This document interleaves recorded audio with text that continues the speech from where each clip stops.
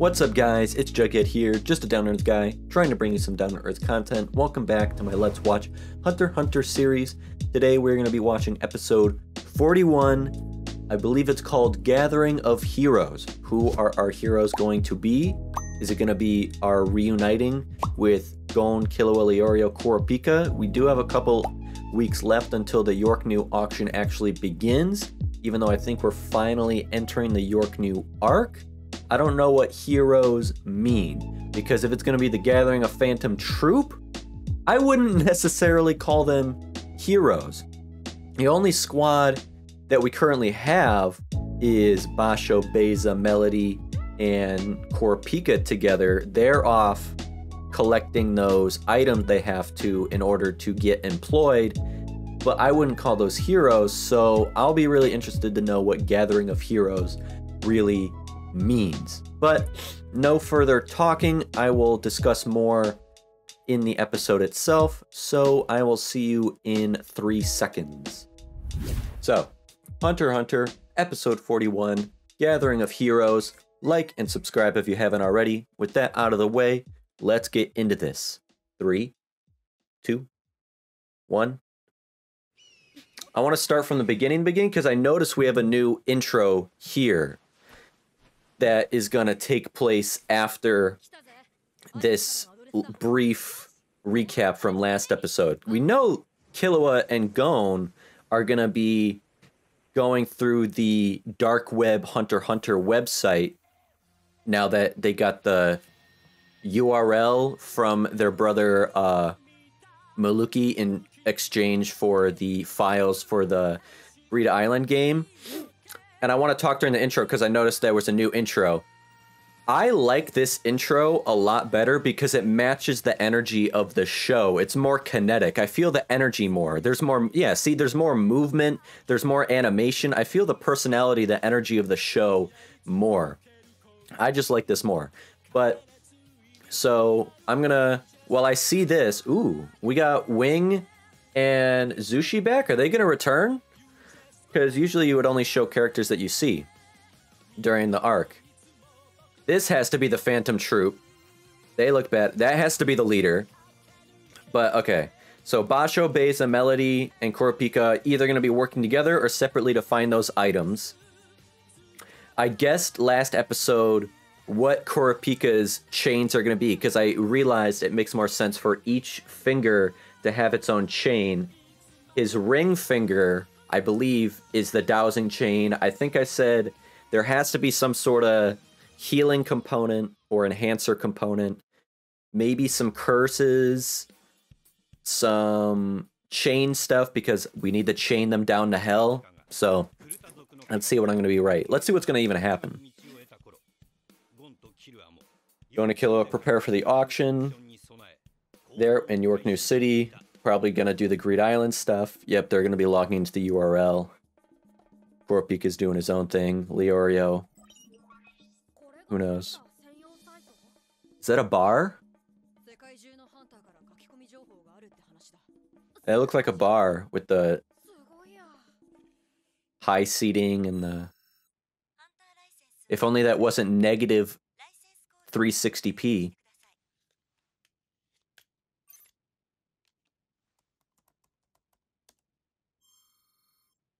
Okay, yep, it's a bar. Interesting. Put the cursor on the bartender. Cool. This is interesting. I like how just the regular library card reader can detect the...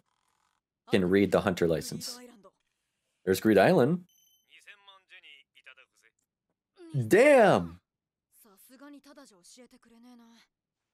Yeah, the dark web market ain't cheap. I forgot they have all the money though. They're stacked. Oh, I can feel the aura coming from the monitor. That's cool. Nen never fails to surprise me.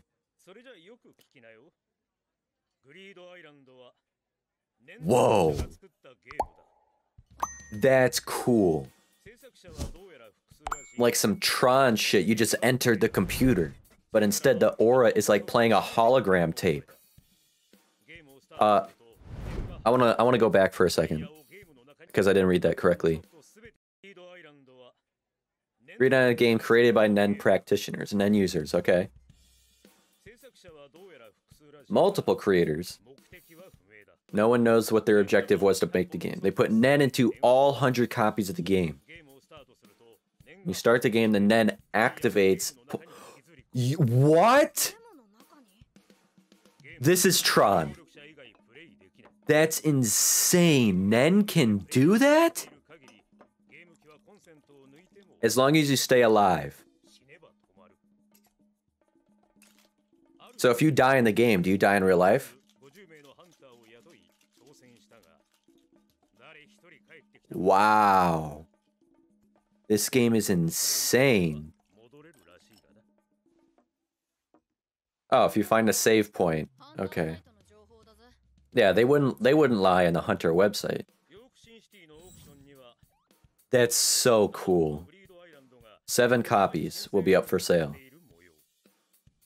Gotta snag one. Damn, we almost enter in double digits.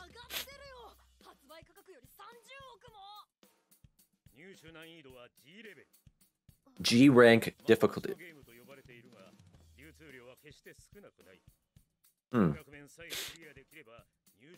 What if you don't have money?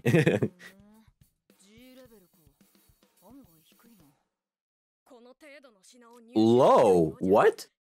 Is A the highest? Now that I know it's actually pronounced Jing, not Ging. That was so cool. Right when you think you understand Nen, comes out of nowhere, and it surprises you once again. Ooh, I want to go on adventures. Some Indiana Jones action. They got 800 million. You need 8.1 billion still.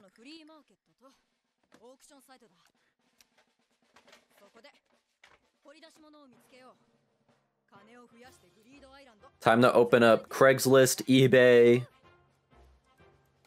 All at the same time, multiple tabs. Oh, are they gonna try and use their 800 million to buy items and try and sell them for a profit at the auction? Or what?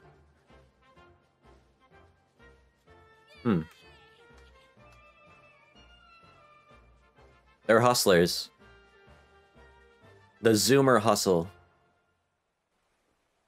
Like people who resell sneakers and streetwear and stuff now. Huh? Wait, how are... I thought they started with 800 million. Kids. You lost all of that money? I'd want to cry.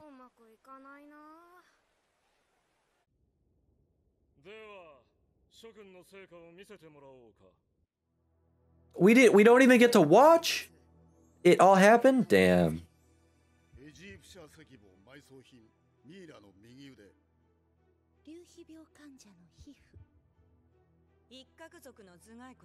Did anybody get the eyes?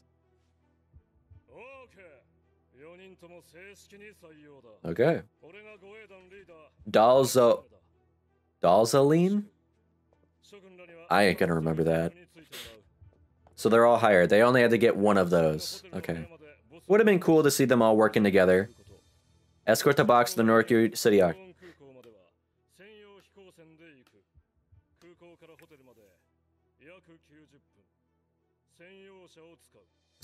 Someone in the squad's gonna die.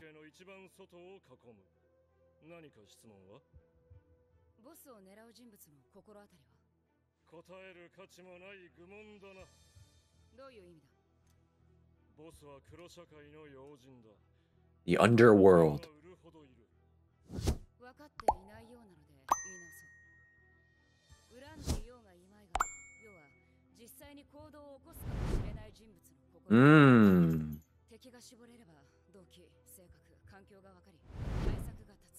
Kurapika means business.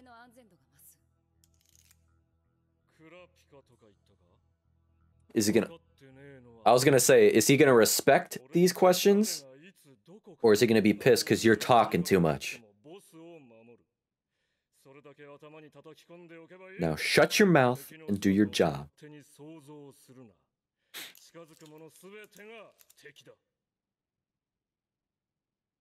Now do you understand that?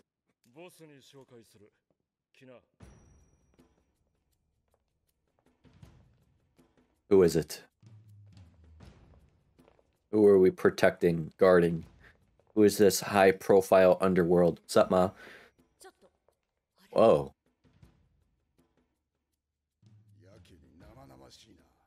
That's because it's real.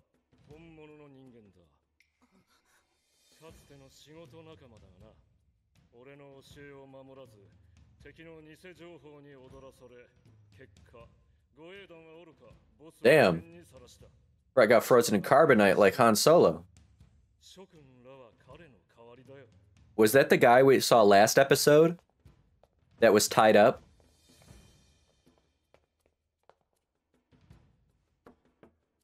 Who is it?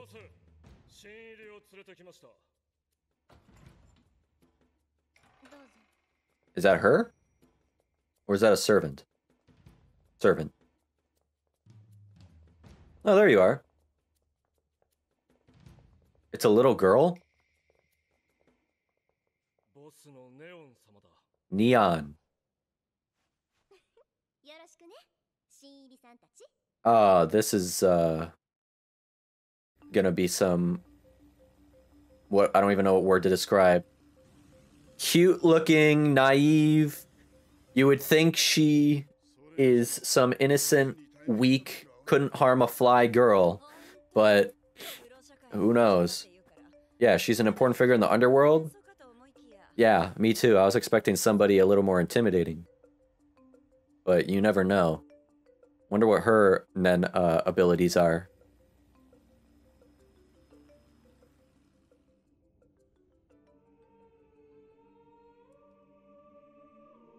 Are we with... who is this? Ooh. Is that the person we saw? This is the... this has to be the leader of the Phantom Troupe.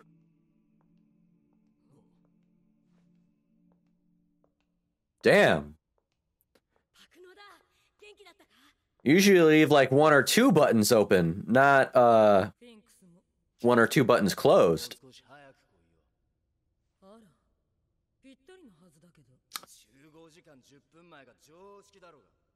Is this a... oh, the gathering of heroes. It's gathering a Phantom Troupe, I guess.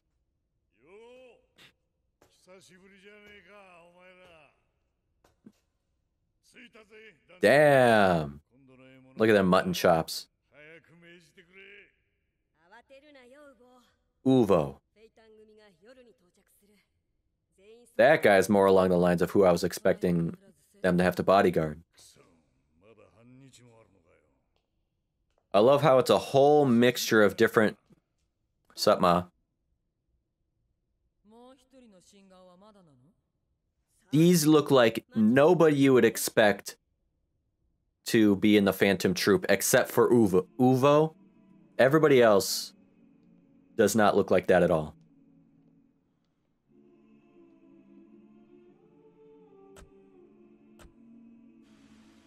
Good to finally see their faces, though. I'm gonna not know all their names, though. I'm gonna remember Uvo, because it's 2 syllables and is the big brute of a guy. Oh, they ride in the Mercedes? Nice. What is that? Ooh, can she tell fortunes? Can she? Hmm.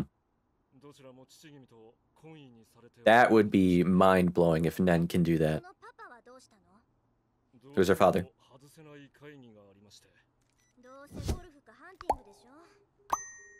Is that... oh, I don't know his name, but that's the little companion in Yu Yu Hakusho, right?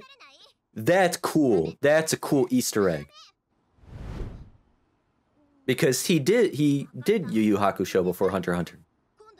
I can't remember his name though. That's him, right? I forget his name. But that's cool. That makes me wonder how many other Easter egg references there have been that I haven't caught on yet. Angelic Auto Writing Lovely Ghostwriter. That's a long ass name.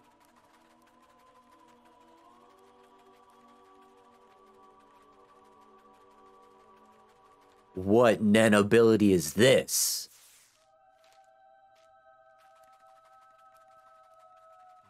Telling fortunes, predicting the future?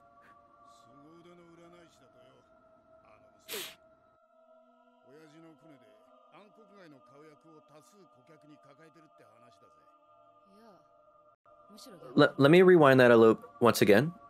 Sorry. Incredible diviner. Her father's connections, she's made clients of some very important people in the underworld.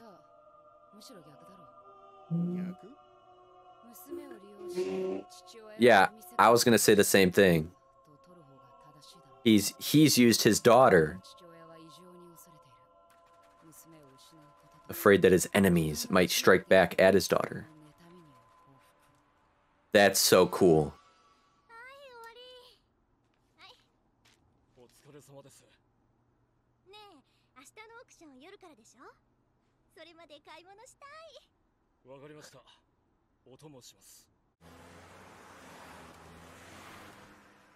What are we passing through? Does Yorknew just look that shitty? That's what's her name? With the isn't she with the one with the nen stitches?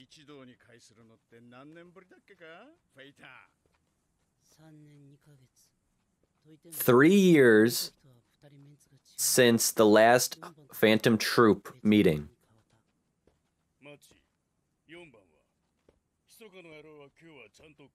So Hisoka is one of the new people. So can there only be a certain number of members? Since 4 and 8 were replaced, can there only be a certain number?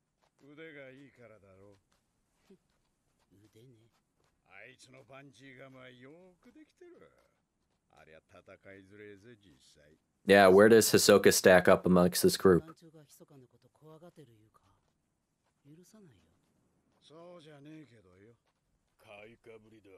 This Frankenstein?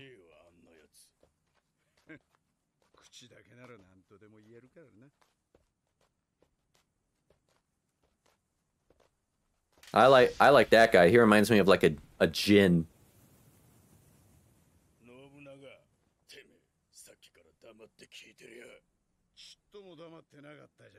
What happened? Oh.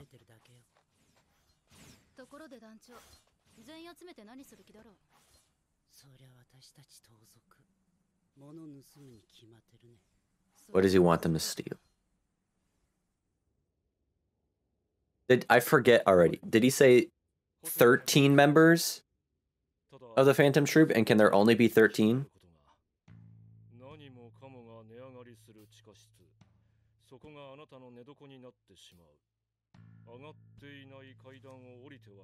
Never descend stairs that you did not first ascend.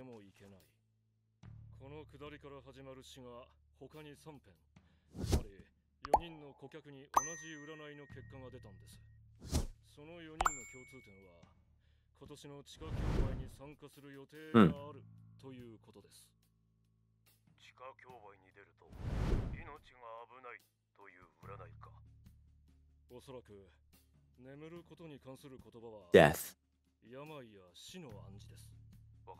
A sleep you do not wake up from.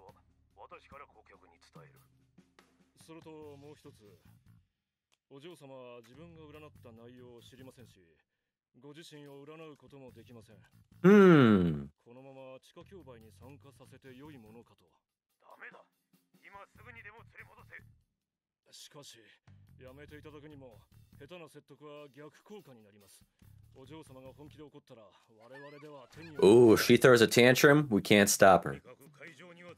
Is that the father?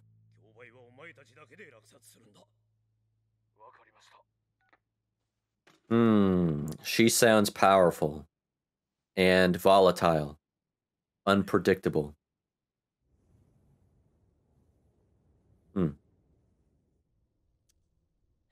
Now, do her fortunes actually tell the truth or no? Where's Hisoka? Not much of a talker he is. Oh. Has he been there the entire time?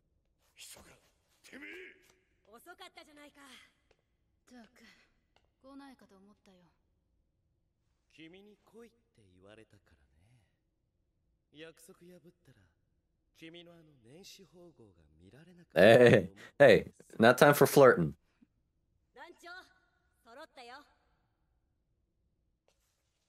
I want to hear his voice. Is that who he's after? Because we know he's an imposter.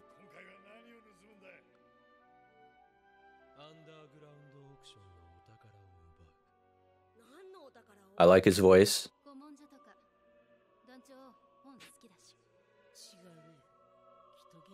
Everything. Oh, are they going to be after the same thing? Take it all. Yeah. Everything.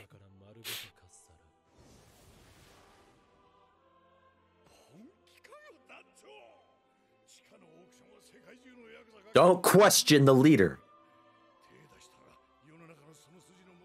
You're the Phantom Troupe. What do you care about making enemies? Don't be a pussy. There we go. That's what we like. I just want drama and action. Give it to me. I ain't on no good side or bad side. I ain't gonna be moral in a show that has no morals. Let's fucking go. Oh shit. Woo! Hell yeah.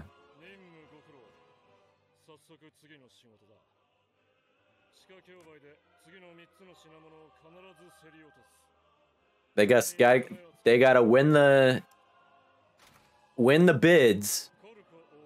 Princess Korko.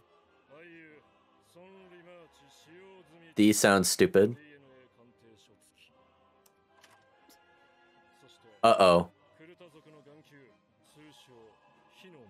These are desired, all right.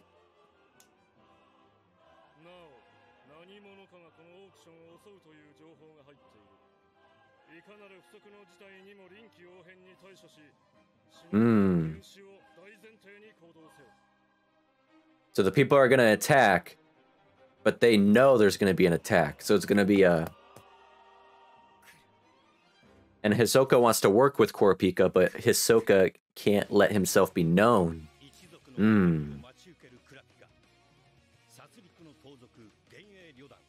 Interesting. Exciting. All sides will soon clash. Fuck yes, that is a cool shot. Woo!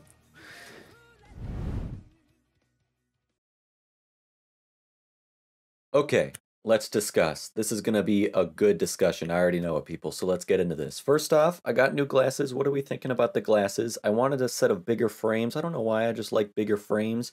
And I also like collecting accessories, even for glasses. I don't know why. But, first of all, Gathering of Heroes? We sure about that?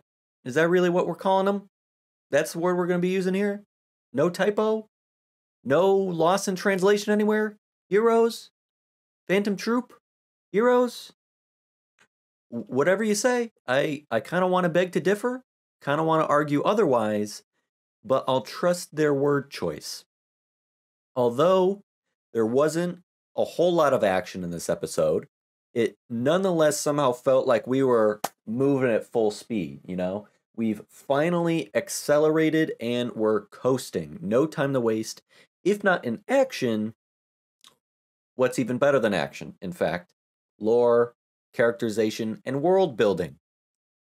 The stars and the planets are aligning. Reminds me of getting hyped for Game of Thrones back in the day before it went to dog shit, when you were tracking different groups and different subplots all coming together to culminate in this main plot, this main story arc for the season, and everyone is getting together. Exactly what we've been waiting for. It's happening here. 3 different groups, 3 different subplots. The arc of this season, or I guess the main plot of this arc. Phantom Troupe, Killua Gon duo, and Kurapika. It's finally happening, all coming to a head.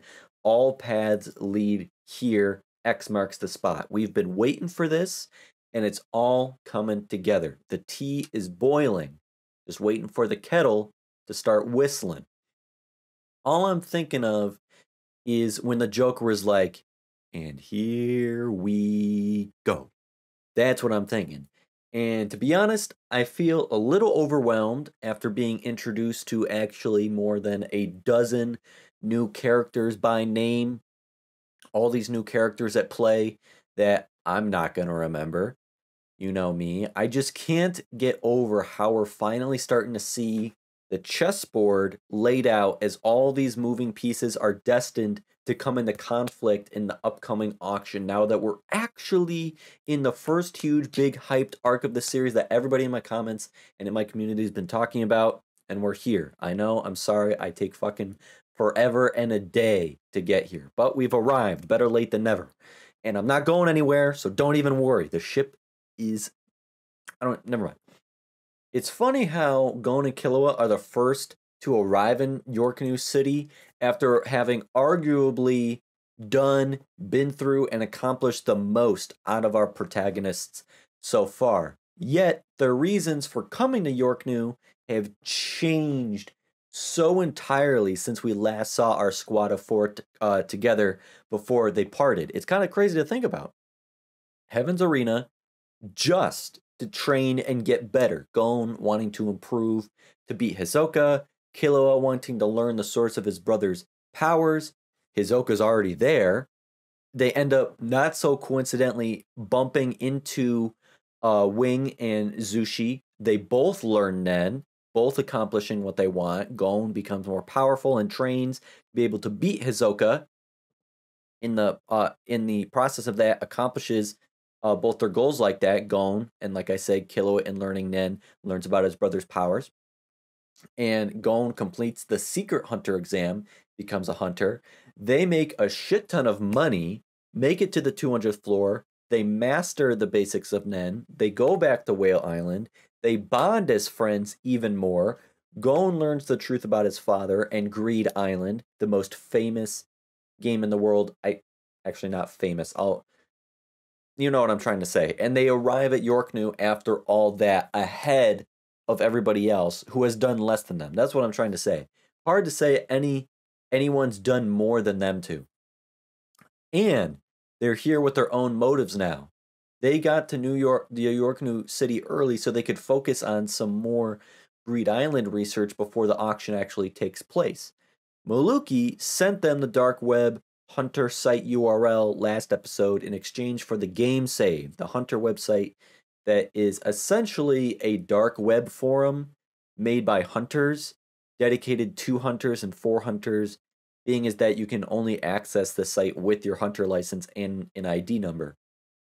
Of course, being the most famous and expensive game in the world, I keep saying famous, I don't know why. It's not famous since there's such a limited supply and the general public in no way knows the game even exists. So it's not famous, but definitely the most expensive game in the world. The Hunter website is going to have its own page dedicated to the Greed Island because of that. Just to access the page costs you 20 million Jenny for information on Greed Island. And the information, I'll be honest, was not worth 20 million. I think the experience of getting sucked into the computer itself was worth 20 million. That's a ride.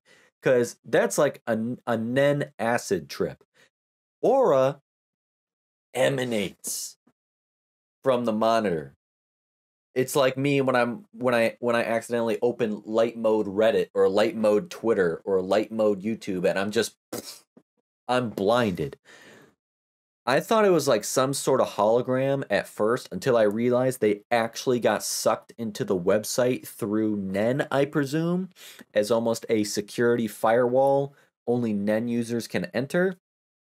Like, all the information we got was that Nen practitioners created the game, which is already so obvious to me. No shit.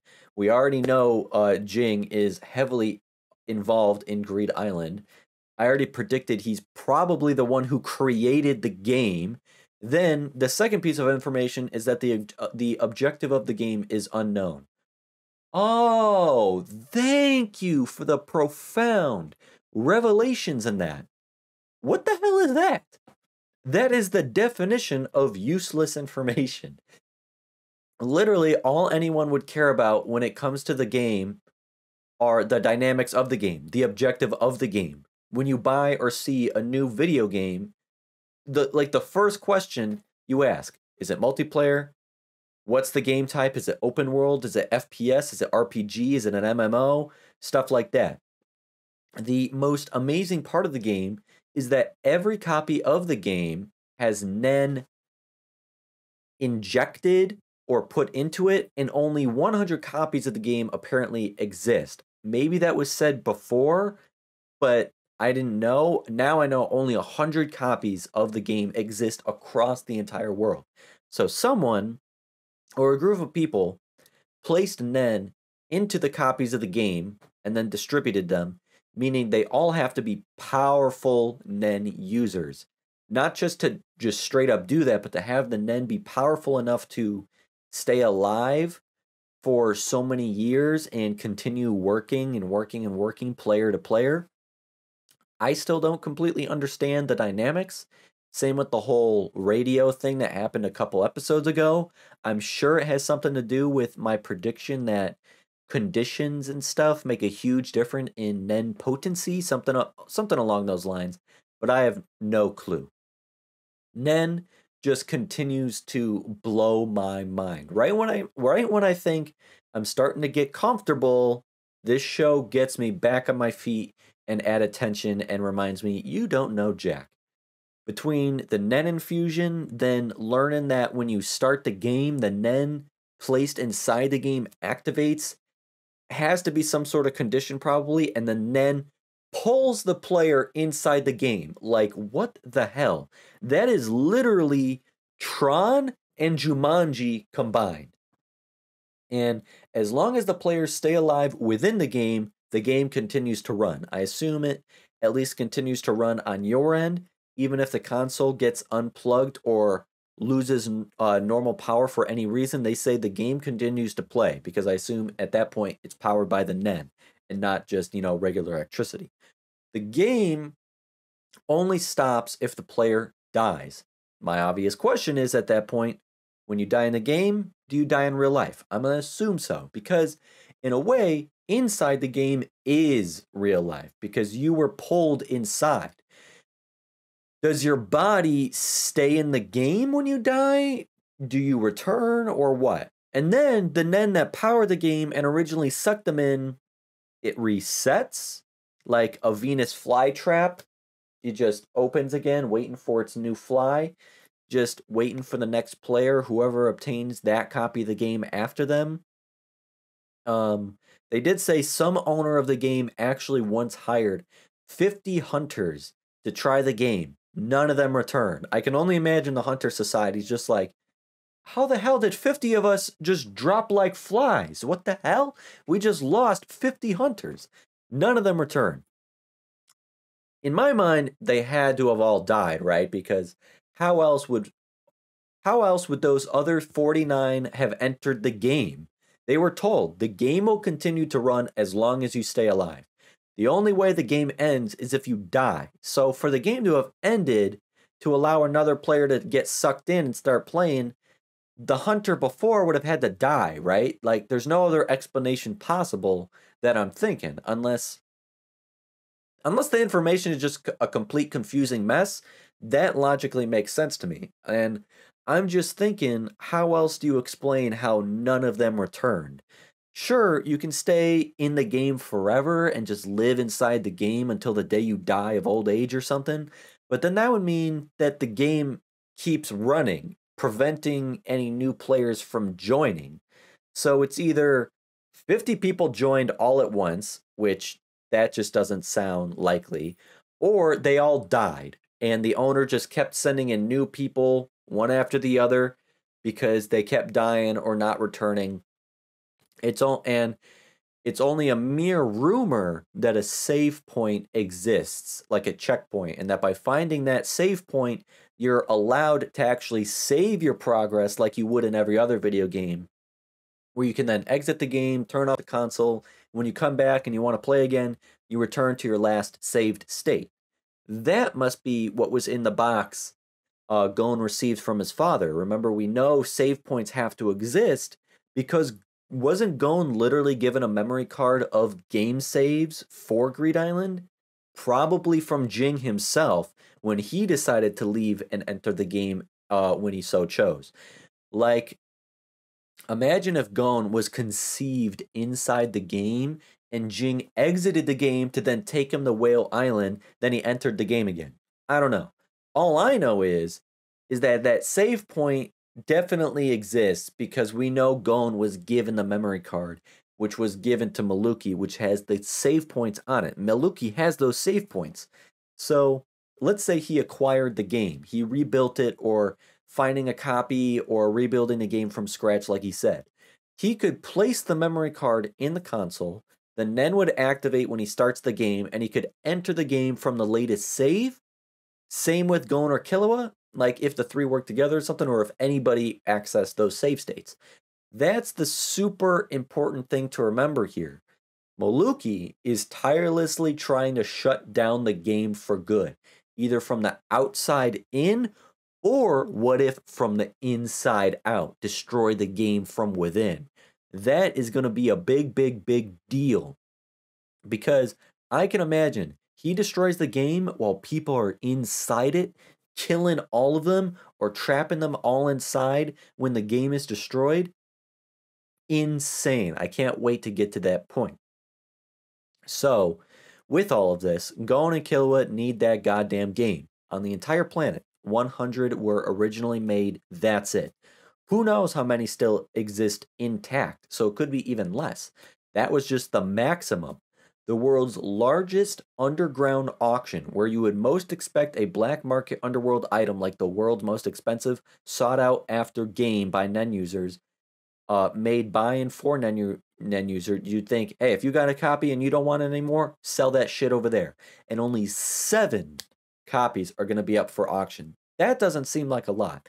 I can't imagine from who is selling those things, if it's like 7 different people selling it or one collector has all 7. And with a starting low bid at almost 9 billion Jenny, we're almost at double digits there. This is for sure what Ging meant by come and find me. He knows the obstacles. He knows what his son will have to go through and do to reach him. That will prove what kind of hunter Gon is, but also what kind of son he is to Jing. He knows how rare the game is. He knows how expensive it has to be. He knows how dangerous it is. He knows the dangers, the high stakes, and the extremely limited avenues for acquiring the extremely limited game itself.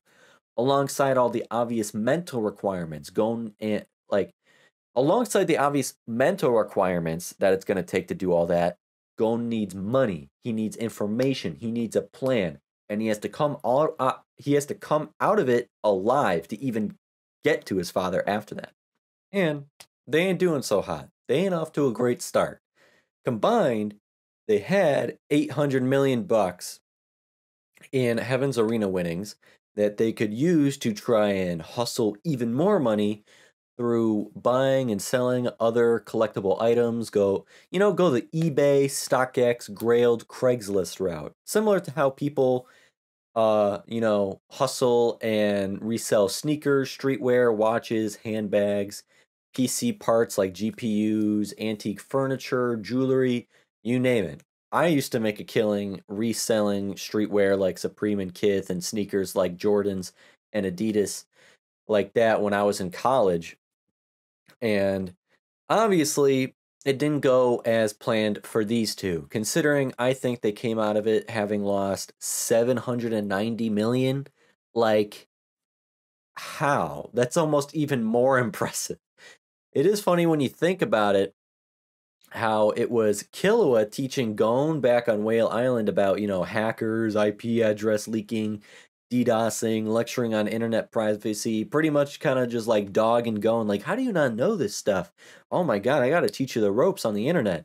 But here and now, how the turntables. It's Gon telling Killua he shouldn't have gone on and trusted those sketchy websites, losing all their money. They're perfect for each other. Now, I don't know if it was Togashi himself or just the studio's animators. I had to watch it twice to notice how super cool it was to notice how Gon and Killua were walking around and sitting in what looks like real life Spain. If you Google the Barcacha fountain in Rome and the famous Spanish steps that are literally right behind the Barcacha fountain, and then look at where Gon and Killua are sitting outside once they're defeated, it is a direct reference. That is so cool. Like, is Togashi known for dropping or referencing real-world cultural moments, monuments, and landmarks? That makes me wonder what else I have missed in the past. If there has been anything else, and then also makes me wonder as how much more do I have to pay attention in the future for these things to notice. For Kurapika, we're done with Gon and Killua, I think, in this point in discussion. For Kurapika, I said last episode, he's become my favorite, most intriguing character currently. So I was a little bummed we didn't get to actually watch him, or the group too, even, go out and acquire any of those items he was challenged to bring back. But I respect even more that the show decides the pace. The show makes up its own mind. Doesn't listen to the viewers. The show writers say, hey, the train has left the station already. We're off. We're rolling. What you want would slow us down, and we can't be having that.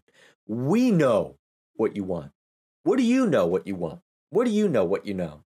Even if you don't know, we know for you. So I respect that. I do wonder, did the manga cover any of that? Or, like, was it cut out of the anime only? Or did it not even exist in the manga either? Like, having not read the manga yet. And I will one day. I am usually thinking while watching all these episodes, I wonder what was removed. I wonder what is canon and how accurate it is in the anime to the source material. I wonder what is extra or what is filler, and like I wonder what people feel about it when they're watching. Moving on to Kurapika and his new bodyguard duties with his new squad protecting Neon. Man, I already know. Somebody's fucking dying. There isn't a movie or a show or a book out there where the cast is an ensemble group and people don't get killed. Aliens, Predator, Avengers, Guardians, Watchmen, X-Men, Lord of the Rings, Harry Potter, Saving Private Ryan, okay? Lost. The list could go on. Someone is freaking dying, okay? Especially with the high stakes risks we're about to be running into. And you know who it's going to be? You know who it's going to be? Because they want to break my fucking heart. Because the world is cruel. You know who's going to die? My girl. No, my woman, Baise. I'm fucking calling it now. Tig Tig Bitty BDSM redhead goddess is going to get taken away from me to really pull at all of our heartstrings. I just know it.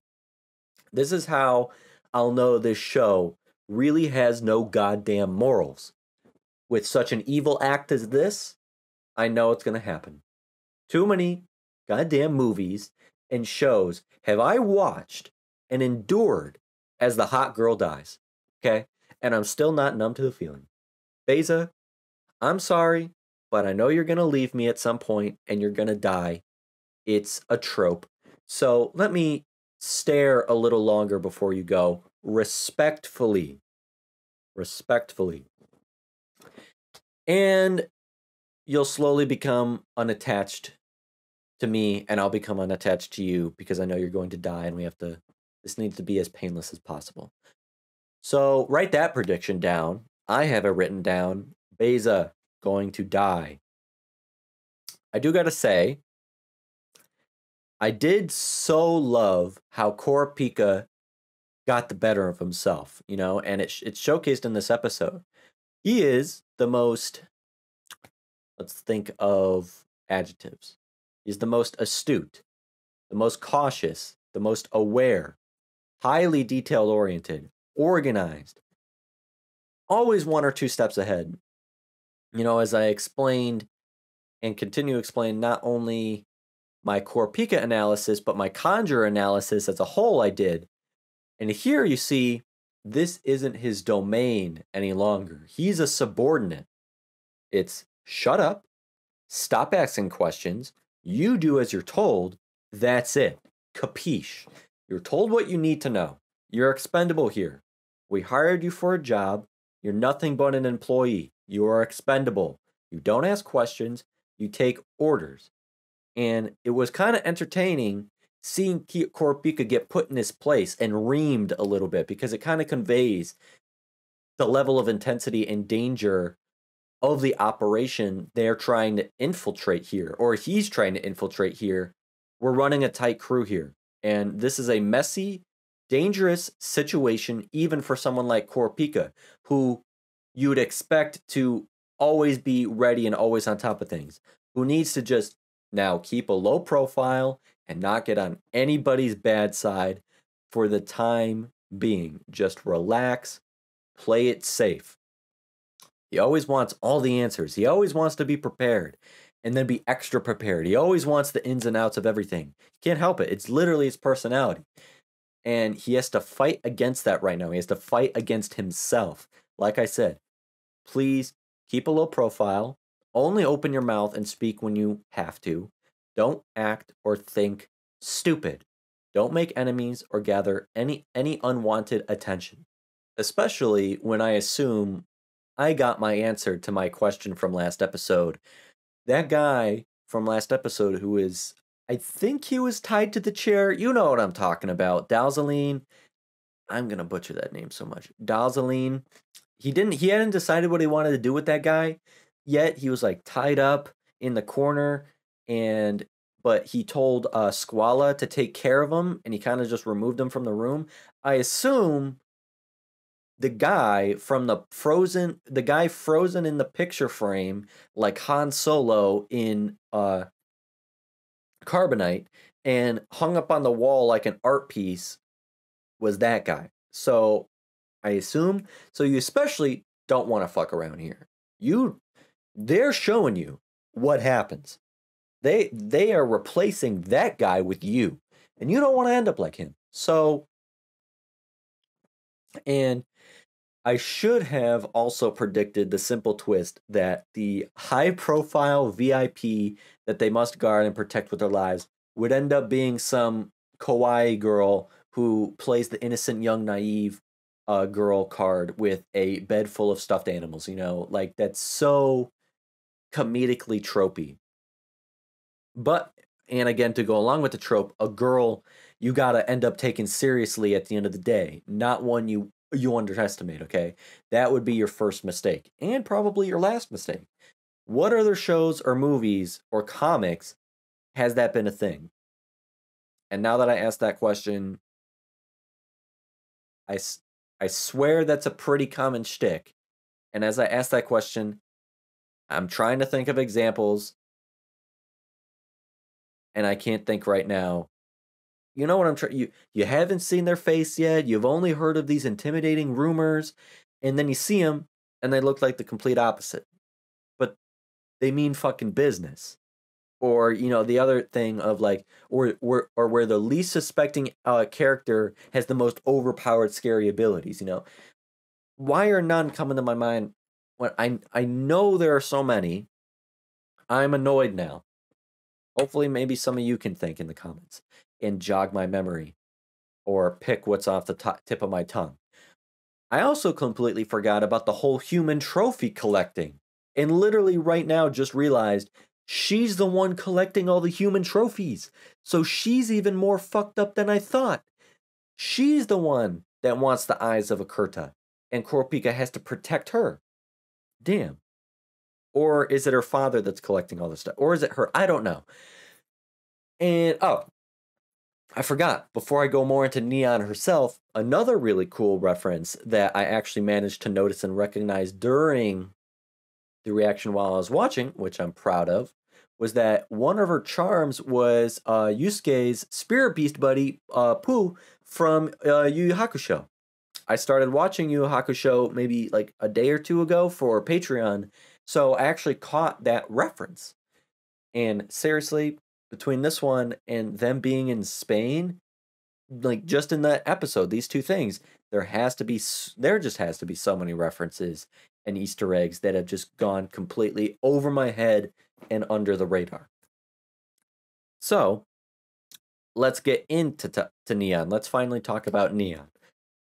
Is it just a coincidence that her name is Neon and looks like someone straight out of Neon Genesis Evangelion? Or am I the only one who thinks like she looks like a girl you'd see straight up out of Neon Genesis? I don't know. Maybe Neon is just a very popular name.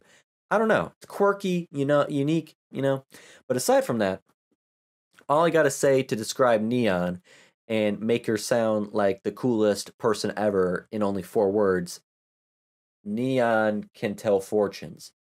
She is the most unique Nen ability I've seen so far, because I don't know if I could even begin to explain how the hell angelic auto writing Lovely Ghostwriter works. Which, come on, first of all, could you come up with a longer goddamn name?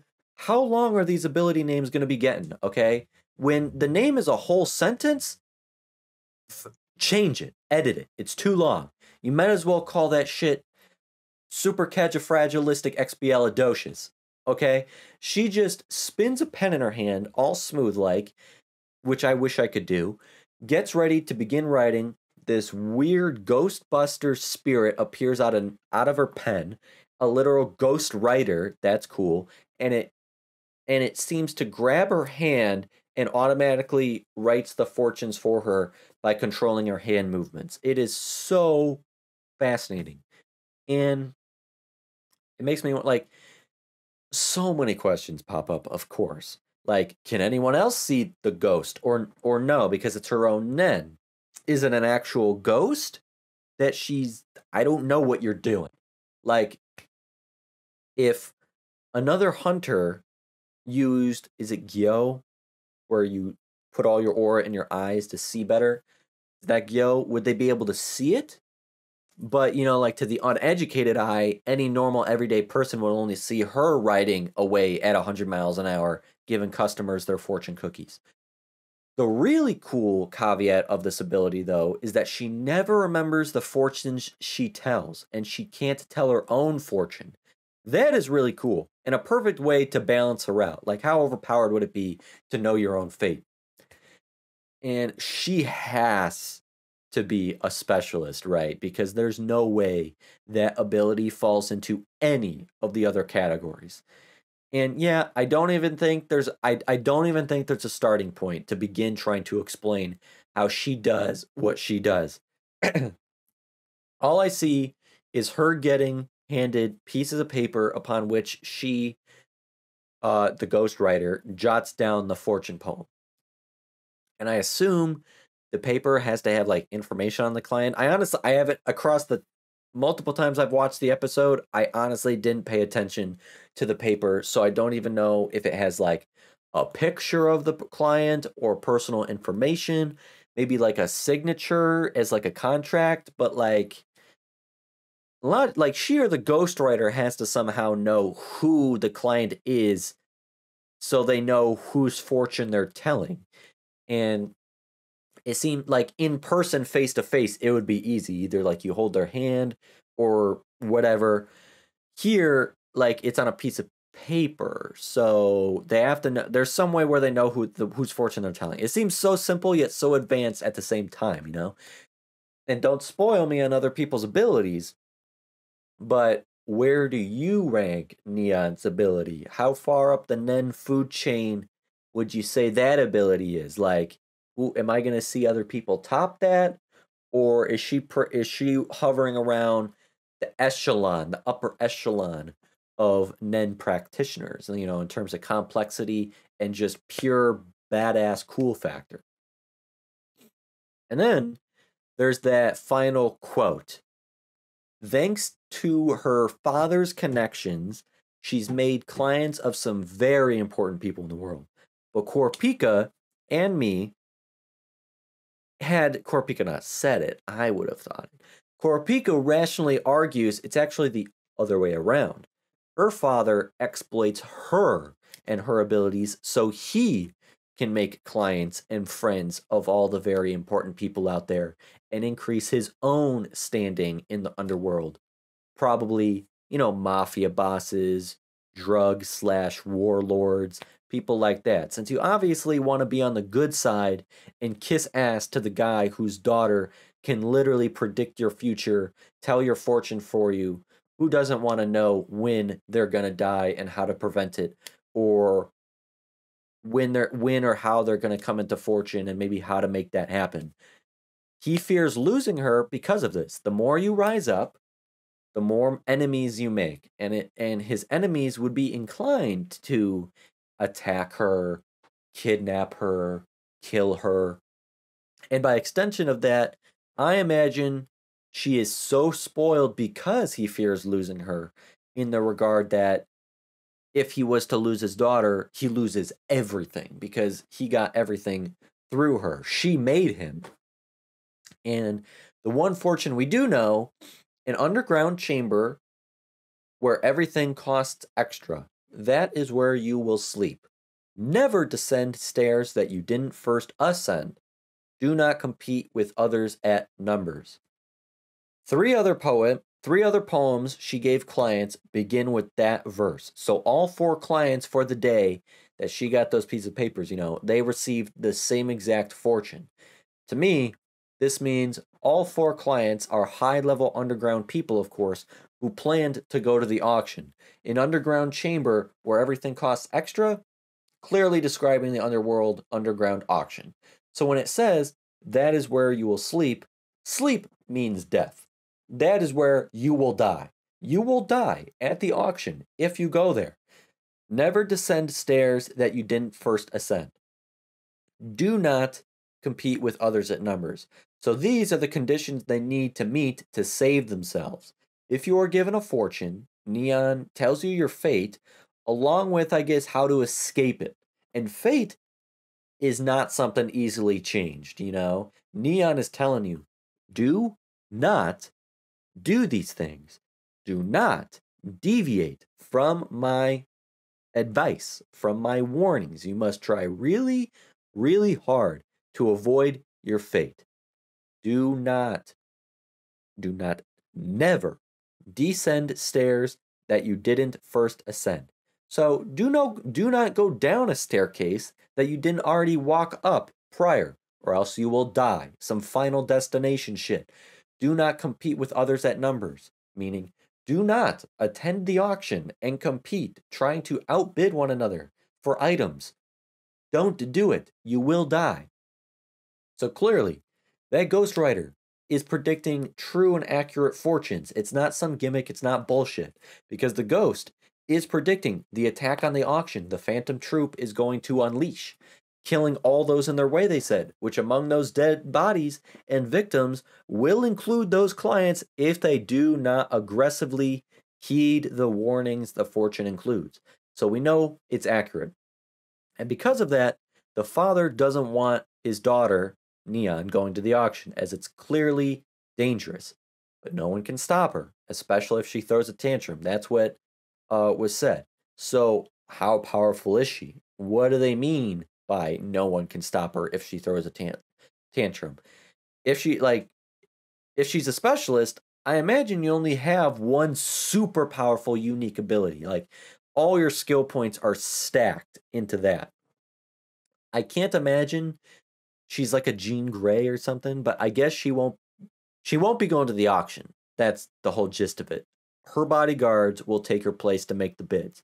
Meaning, Kurapika will be on the floor at the auctions, front and center when the attack takes place. Baise will die. Kurapika and Hisoka are working together in a way. They are meeting at the auction, so both of those worlds are going to collide in a extremely dramatic fashion. Lastly, let's finish off with some Phantom Troupe talk. Finally, after seeing silhouettes and nameless faces in the outros for so long, we can finally confirm those to be the complete members of the Phantom Troupe, even though that's what I was guessing, but I didn't want to say it. Full reveal, names and all. Let's go down the list. I'm gonna really try to remember these people's names. Gonna take a while, but I'll try my best. I can name every president in order, and I have every country in the world memorized, which is one of my only biggest flexes I have. I think I can memorize a handful of names. I just gotta find unique, identifiable qualities I can use to connect the names in my brain. So let's do that. I don't know which members hold what number in the group, so this ain't gonna be in any order, but first up, the only Phantom Troupe member we previously knew, Machi, or Hisoka's love interest, some weird flirting going on. Remember, he said something along the lines of, if I didn't show up, I would have never got to see your Nen Stitches again. So she's Nen Stitches girl. That's an easy one to remember, even though I forgot her name in the reaction. Now I remember Machi. Next up, Uvo, or Uvogin. Wolverine Logan, menace of a man. Practically foaming at the mouth at the idea of stealing everything at the auction. I can remember that easily. Shuzuku. Trust me, I'm going to have no problem remembering Shuzuku. If anything, won't be able to get her off my mind. An even hotter, bustier anime version of Velma from Scooby-Doo. If she was just a little goth and had black hair and glasses, aka perfection is what I'm describing. My type. Also, real ones who watched Scooby-Doo knew it was all about Velma, not Daphne. But I digress. Nobunaga, the samurai that reminds me of not only reminds me of Jin from Samurai Champloo, but for some reason mercenary Tao Pai Pai from Dragon Ball. You combine those two together, you get Nobunaga for some reason in my mind. Feitan, or Phaeton, I don't know how you pronounce these names, okay? Phaeton, the most mysterious of the bunch to me, the emo who hides their mouth behind a skull scarf from Hot Topic and apparently holds a lot of contempt for Hisoka. Does not like him at all, and I've yet to really find out why. Franklin, or Frankenstein's monster who walks like the creeper from Scooby-Doo and has longer earlobes than the Buddha himself. The quick bout between him and Nobunaga, that was smooth and badass. You know, they just look at each other and it's almost like the quick movements and the hand-to-hand combat, like the wind going past them, showcasing how there are always going to be clashing personalities and inner drama among any group out there, especially one full of killers and thieves like the Phantom Troupe. Then you got Pakunoda, again, just like Shuzuku. Believe me, I'm not going to have any problem remembering the name of the blonde girl, showcasing her cleavage through her unbuttoned blazer for us all to see and appreciate from a mile away. One of her nen abilities is actually her boobs popping one of her buttons off, flying into the eyes of her enemies, blinding them. Then you got Phinks, which sounds like Sphinx. And who the hell is Phinks? Shit. Wait, I wrote the names down, but didn't write any descriptions so I could test myself. Who the hell is still in the Shalnark? So Phinks gotta be the blonde douchebag that looks like your stereotypical Wall Street coke addict and wearing a Gucci tracksuit and Yeezys. Douchebag. Just look at him. I already hate him. I'm sorry. I'm judging a book by its cover. I don't care. But polar opposite, Shalnark. Shalnark is arguably the person who least looks like they belong in the Phantom Troupe. The stereotypical blue-eyed, blonde pretty boy that exists in like 20 plus different anime out there. I'm sure of it. He'll probably die for sure. Some tragic, awful, painful death to serve as a perfect juxtaposition to his character. Baise is going to die because she's the hot one. Shalnark will die because he's the pretty femboy. And the whole world is cruel, so let's kill them off, No morals. Okay. Who comes out? Bonolenov and Kortopi are the two weirdest motherfuckers in this group, and that's why they're last on my nit list. Bonolenov, I thought was supposed to be a mummy at first or something when I saw the bandages. He looks like a mummy or somebody recovering from full-body third-degree burns that he suffered from immediately after a boxing match, and now the gloves are fused to his hands. Like, straight up a rejected Marvel or Scooby-Doo villain. They ran out of all the good ideas and came up with Russian mummy boxer. And Kortopi, by far the creepiest and ugly one there that freaks me out the most, whose face is pretty much entirely hidden by his/her hair. Kortopi's a gremlin. And, oh, yeah, I almost forgot to include Hisoka himself, of course. We've known him for so long, and we know he's an imposter, so I almost didn't even think to include him. We all know Hisoka. Hisoka's the best. He gets to pretty much do whatever he wants to, apparently, for reasons that are argued and unknown and wondered about amongst the group, especially Feitan, who doesn't like Hisoka at all. Nobunaga says it's because of how powerful he is. His bungee gum is super strong, super intimidating, so who knows? And then lastly, to round out the 13 members would be the leader. We only saw his face and heard his voice at the end of the episode. I don't think we got his name this episode, or I didn't hear it. I don't know his name yet. He seems to be the one who only speaks when it's worth speaking, The people who talk a lot yet say nothing annoy me so much. While he is the opposite, the quiet one. Doesn't speak much, but when he does, people listen. So, for lore on the gang, I guess you would define them as a gang. It's been just over 3 whole years since all members, or spiders as they call themselves, have come together for a meeting, gathering in person. Apparently, full group meetings are not really necessary for them. They most likely all operate on their own individually across the globe, doing whatever they are assigned to do or whatever they feel like doing. Additionally, new lore is, I guess, the Phantom Troupe can only ever consist of 13 members, correct? I was actually looking back at previous episodes where you saw the spider tattoo that all members have, except for Hisoka. And I didn't previously notice that it's actually a 12-legged spider. So 12 legs plus the head make 13. I assume represents the 12 members and then the leader of the gang, and only 13 spiders can ever belong to the gang and represent the leg of a spider. That's why they said number 4 and number 8 are new members. We know Hisoka is number 4, but we don't know who number 8 is. So that'll be interesting because we know the names and the faces of all 13 people. But somebody in there, the other new member that hasn't come forward yet, or we haven't seen the longtime members not recognize a new face yet. You know, I assume the previous 2 members were killed because this ain't gonna be necessarily a society where you can just leave behind or quit or abandon. You know, it's death or for life. And let me just imagine the recruitment process has to be insane because everybody knows the Phantom Troupe probably around the world, just like everyone has to know the 5 families of the Italian American mafia.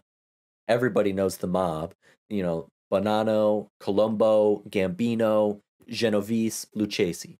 But next to no people know how, you know, the mob operates or the mafia operates or the Phantom Troupe operates. And it's not like you can just message the leader or apply like, hey, I think I'd be a good spider.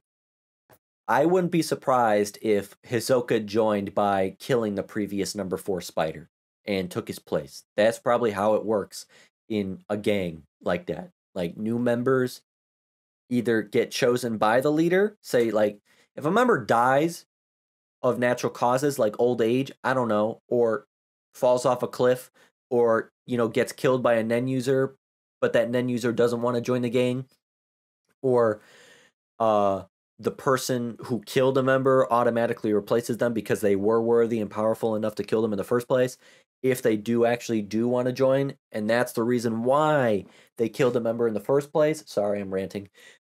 Huge prediction I want to make then there. Not so much a prediction, I guess, actually a theory. Hisoka may be a Phantom Troupe member, but I doubt Illumi is one too. You know, Illumi, Hisoka, very tight. Even though they are working together, Illumi isn't working with them as a Phantom Troupe member as I kind of originally thought, but actually in the infiltration side of things. Illumi's job is probably to try and assassinate or take down the Phantom Troupe, and is working with Hisoka because they have the same goals. And for some reason, obtaining a hunter's license was needed. They said for their job they need hunter's licenses. Probably because maybe they get a lot of classified information and the resources to help in that. I don't know. I think the Phantom Troupe is actually a major target for the Zoldycks altogether, maybe. And like if there are 2 new members, what was that? How was that? If there are, you know, like when you get like something feels like someone crawling on you, I hate that. I immediately like get the hell off me. Okay, where was I? If there are 2 new members, that means 2 past members were killed. Hisoka, I believe, was 1. I wouldn't be surprised if a Zoldyck killed the other. The Zoldicks versus Troupe, to me, I see being a very big thing. And who's the only one capable of killing another Phantom Troupe member? The big Zoldyck, Silva. Silva's a fucking badass. I kind of want to predict that Silva has killed a Phantom Troupe member, number 8. And that would be why Illumi isn't a member, because Silva couldn't and isn't going to be having his son join the troupe because they're enemies. Otherwise, why the hell else wouldn't someone like an Illumi or a Zoldyck be a member? You know, a Zoldyck as a spider, valuable as hell to the troupe, and perhaps even the Zoldyck family too. Unless they were enemies actively trying to kill each other and slit each other's throats, and they have a bad history together, you know? But obviously, the main bombshell of the episode is the leader giving the rest of the Phantom Troupe full, complete, utter freedom and permission to kill all who get in their way on their pursuit to steal every single item up for bid at the underground auction. They truly are a gang of thieves. I don't know what's worse to Kurapika. The fact that the troupe probably only killed his entire clan simply to steal their prized scarlet eyes, or if they actually had a vendetta against the clan. Or had a hit out on them, and I don't know. I think it would, of course, hurt more that they all died for only material gain, and now you're working for someone who wants you to obtain a pair of your own eyes, essentially. Kurapika's just in a whirlwind of a mess. Dalzalin, is it Dalzalin, Dalzalin? I don't know. He wants the bodyguards to collect the 3 items, with money explicitly being no object whatsoever. Those items are a complete mummy of Princess Korko. That's cool. Tissue used by the actor Son Remarch. That sounds stupid. And of course, the eyeballs of a Kurta. Shit is about to go down. Get your popcorn ready as we watch this together in the coming episodes. We, along with our relatively inexperienced green protagonists, have stepped into and entered a new world with old history and undying conflict. The only thing I'd have left to say is Gon, Killua, Kurapika, Leorio 2 are all but completely unknown in this dark corner that is the underworld. They may be small fishes in a big pond. No, an ocean. Unlikely to make that huge of a splash in the grand scheme, but who knows? With that comes their greatest advantage, anonymity. Your enemies don't know your name. Your enemies don't recognize your face. Your enemies don't know who or what you are, your abilities, where you come from, who you're affiliated with. To be anonymous is to be and move unseen, to be and move unnoticed. You're a shadow. We'll have to see how our squad handles the situation and how this whole Kurapika Hisoka duo ship takes place. But that is where I will end today's discussion. If you enjoyed the video, hitting the like button to let me know is awesome. Better yet, if you haven't already, subscribe to my channel to stay in the loop. Keep the conversation going down in the comments below so I can connect to you more as a community. And remember, you can always join me over on Jughead's Journey on my Patreon. Having said that, and with that said, so long, farewell, until next time, be happy, and I hope you have a good one. Peace.